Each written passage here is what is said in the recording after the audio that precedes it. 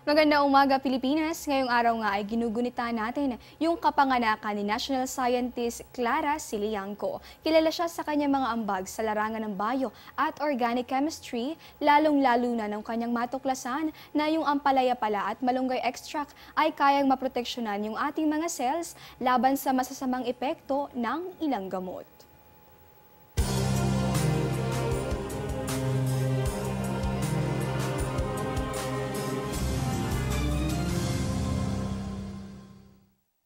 At madalas nga nating marinig yung epekto ng climate change, pero yung ilan sa atin kailangan pang makita yung epekto nito para maniwala. Kaya naman itong National Geographic Channel naglabas ng time-lapse video ng isang coral reef sa Australia na mistulang unti-unting humuhupa dahil sa mas mainit na temperatura sa karagatan. Nang bandang huli, mistulang itong tao na hirap sa paghinga bago mistulang sumabog. Kamakailan lamang nakumpirma na 93% ng Great Barrier Reef ang naapektuhan ng coral bleaching.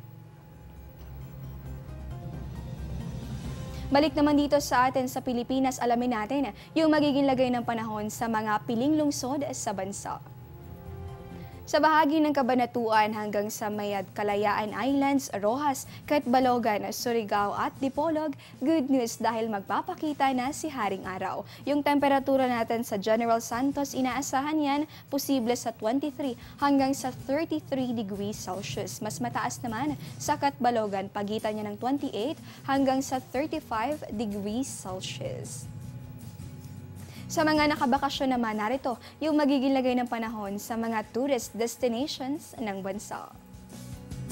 Kung kayo ay naandito sa may bahagi ng Boracay, pati na rin sa Camiguin, good news naman dahil hindi kayo bibiguin ng pangkalahatang maaliwalas na panahon. Nako, pero kung kayo ay nasa Vigan, Banawe, pati na rin sa bahagi nitong Anilao, Puerto Galera at Taal, Naga City at El Nido, nako, iniasahan natin itong mga maulap na kalangitan at may tsansa ng mga pulupulong pag-ulan o pagkidlat at pagkulog. Kaya naman huwag kalilimutan na magdala ng payong sa inyong mga lakad.